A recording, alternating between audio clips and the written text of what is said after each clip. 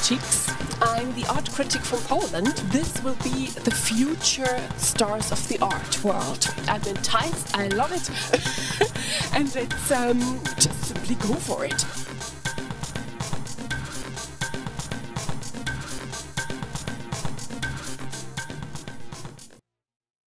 Well, my name is Cian McConn. I am 32 years old. I come from the west of Ireland. And before coming to London 2 years ago to do the Masters here at the Royal College of Art, I was... He's one of them. I'm actually royal in Ireland. Really? I'm a prince. He's a prince? I had to leave Ireland because it was a lot of media. So you have lots of money? I don't like to talk about money. All right, shame. Because I'm so... Well. It's not an issue for me. After I finished with my education in fine art back in 2005, I thought I don't need to continue this journey exactly, and I wanted to make work less about myself and less about my own experiences and about my own time on the planet, more about other people, more about helping other people to make their work in a professional capacity, so working in production. Oh, I thought you were very selfless type. No, I think by our very nature, artists are selfish. We're self-obsessed people, and there's no way of getting around that. However, I do think you can choose to work with other people on their projects, and so I got involved in art production work, and I lived in New York for 3 years, basing myself in that scene exactly. And then I also worked in many other jobs there, and but I decided after 3 years that I wanted to come back to Europe and come back here and do my masters. It has been a very challenging time. I think I was surprised, for me on a personal level, what a kind of inward journey it has been. Cathartic, certainly, and a lot more personal than I thought it was going to be. I imagined I was coming in here with a body of work, and I had a proposal of things I wanted to do, and to be honest, when I got in the door of the college, I was very quickly aware that was going to be ripped apart and thrown out the window. Not by other people, by myself. That I didn't feel I was really truly being kind of honest to myself in what I was looking for. So with your final bodies of work, do you really are honest to yourself now?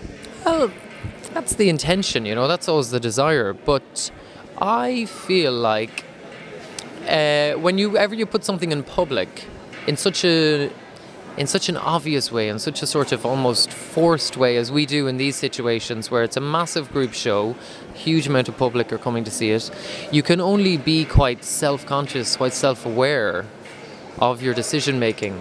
For me personally, I can't separate myself from the audience. I can't separate myself from, being a kind of almost product of this situation. And I'm quite interested in that as an idea. So you're a performer too? Yes, indeed. And that's why performance is, and always will be, the main informer for my work. Well, this piece that we're looking at here, it's called Trying to Be the Change That I Want to See in the World. So it's... so the kind of... for me, it's a response to my own kind of desperate attempt to make changes happen, or to do something meaningful in regards to with artwork, and how I question the value of art quite a lot. And I do feel like it is, it's a sort of... We are looking through a peephole. Humor as well, in that I am actually covering my eyes up and my vision, and that I can't actually see anything, and that reference to sort of feeling blind, and that you as a viewer are also sort of having kind of a voyeuristic view through a peephole or through a hole at this character who is, for me, it's quite like a robotic, repeated action. Issues about individuality and the importance of the self and the sense of the performed self are things that I'm interested in and that I've made this body of work about. Why the print? Why the print? Well, I always want to have seats. I think seats are very important for people to sit down on. So it goes into interior design? Absolutely, yeah. Yeah, well, it does. My goodness, you can make shitloads of money with that. Well, yeah. Oh, sorry, that wasn't right to say. Sorry, I need to readdress my language. Yeah, well, why not? I mean, I don't think there's a problem with people making money from things that they make, whether be it Definitely. fine art, design, you know, interior design. These things are part of the work.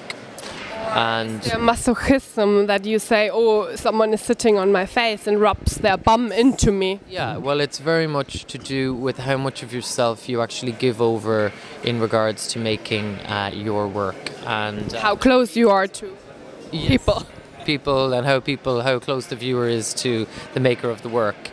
And Distance is important then. distance is important. Yeah, of course, distance is important, but more so that, I mean, for me, it's that thing of how close do you want to get, and how much can a person open up and really give themselves. I mean, obviously, I'm very much in character here. I'm interested in costume. I'm interested in masks that we wear and things that we do and how we are perceived in the world. So, I liked the idea that it was another kind of. Is it a joke? Is it a functional thing? Is it to be used? Should I sit on it? Those questions. It's someone's face. Is that gross? You know, and the line between what somebody finds kind of funny, humorous, and also sort of disturbing, or yeah, gross. One last question. Are you acting or performing? I think of myself as an actor within my own performance. So I think that Very diplomatically put. well, you know, I'm not a performer in the same vein. I wouldn't call myself a performance artist. I don't necessarily identify the kind of work I'm interested in making now. I don't necessarily identify that with the lineage of performance art and the history of body art and the kind of thing that Marina Bromvik is associated with, that kind of school. I'm more interested in a theatrical approach. I'm more interested in group performances, which are perhaps scripted, which are more structured than a lot of...